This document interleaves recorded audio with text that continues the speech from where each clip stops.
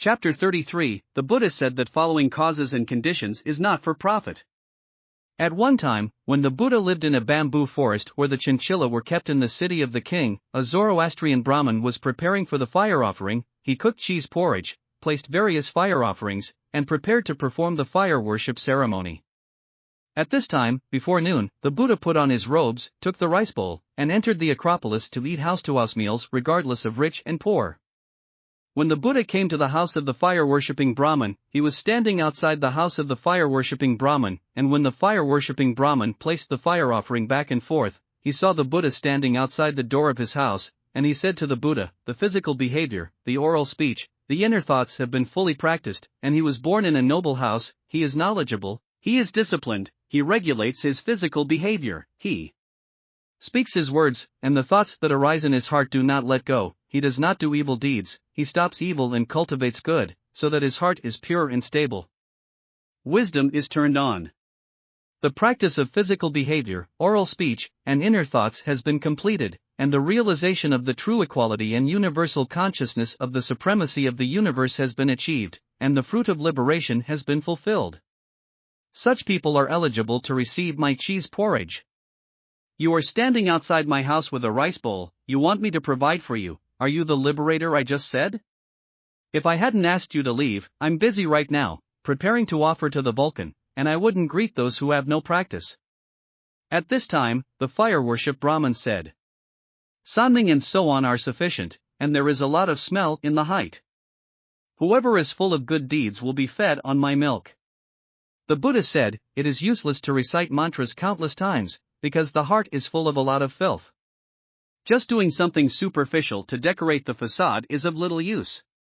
Even if the ritual of sacrifice is held well, it is a self-deception, because the filth of one's own physical behavior, oral speech, and inner thoughts has not been removed, and he is still not a pure and liberated person.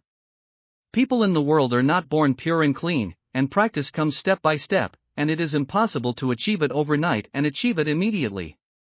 Deeply believe in cause and effect, and understand that doing good deeds can plant a lot of merit for oneself, and doing evil deeds can create a lot of sinful karma for oneself.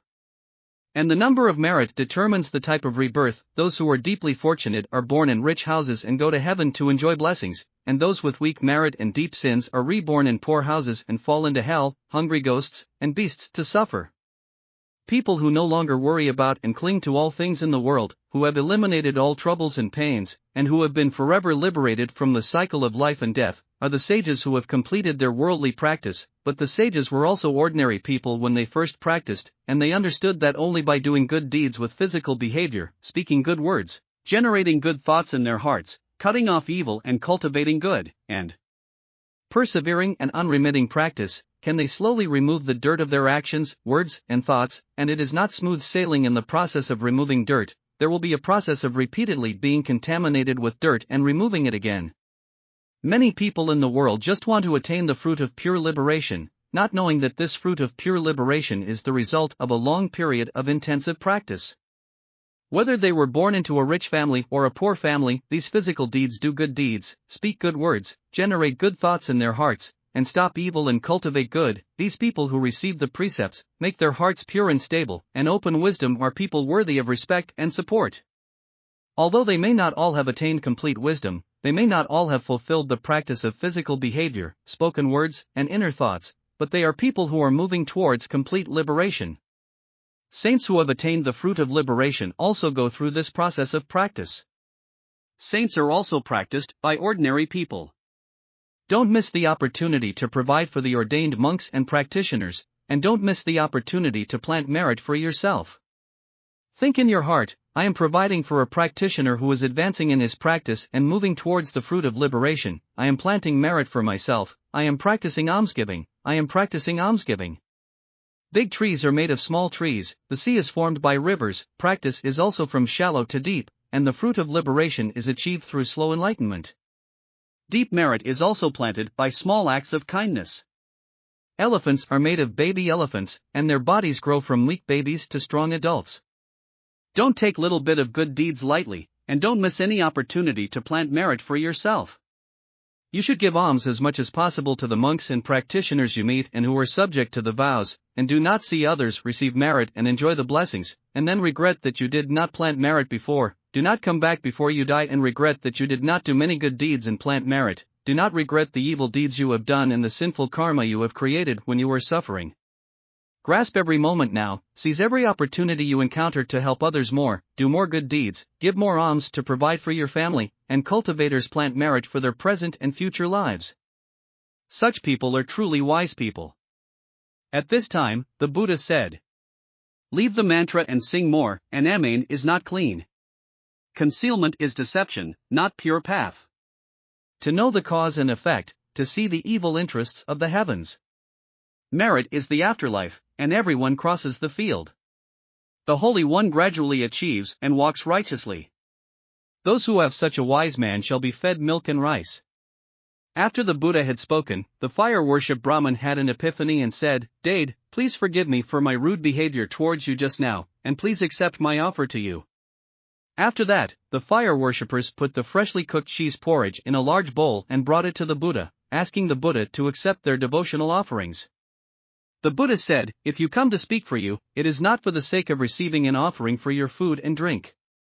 Brahmins, if they have already spoken for you, they should no longer accept your offerings, and before they say this, you have not developed the heart to provide for you, indicating that the causes and conditions are not sufficient, and if you come to follow the causes and conditions, you will no longer accept your offerings.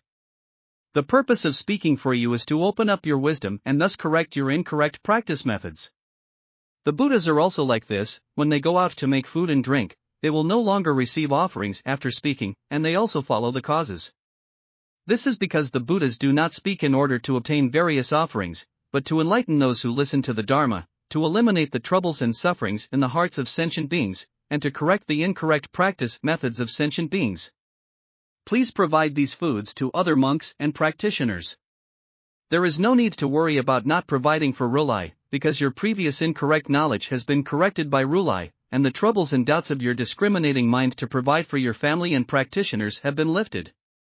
The insight that you only provide for noble, learned and fully liberated monks and practitioners has been corrected by this. You now understand that you must always grasp the opportunity to plant merit and will no longer refuse to provide for monks and practitioners who have received the vows. The incorrect opinion in your heart has been quelled and corrected. You have come to understand that these ordained monks and practitioners are the fields where you plant merit, and you receive merit by offering alms, and the amount of merit determines the type of rebirth you will have in the future. People with profound merit are reborn in rich homes, reborn in heavenly realms to enjoy blessings, and even eternally liberated from the torment and pain of the cycle of life and death. Those who have weak merit and heavy sins are born in poor houses and suffer in the three evil ways of hell, hungry ghosts, and beasts. Brahman, you have to practice well, you have to do good deeds in your body, you have to speak good words, good thoughts arise in your heart, and you must stop evil and cultivate good. Plant more merit for yourself. At this time, the Buddha said, "I sing this not for the eater. Brahmins are here and those who know are illegal." The singing of the Buddhas is to rebuke its price. If you follow the cause, it is not beneficial to say. Brahmins provide for them and spread their blessings. Eating and drinking according to the service is for merit. At this time, the fire worshippers knelt on the ground and saluted the Buddha, saying, "Thank you, Dade, for removing my incorrect insights and making my narrow and dark heart extremely bright. Please let me take refuge in you and be your disciple at home. I am willing to take your precepts, I am willing to practice according to your Dhamma." The Buddha accepted the refuge of the fire-worshipping Brahmin, after which the Buddha left. The Buddha did not accept the food and drink offerings of the fire-worshipping Brahmin, and the fire-worshipping Brahmin looked at the Buddha's distant back, moved to tears, and stood in place for a long time unwilling to leave.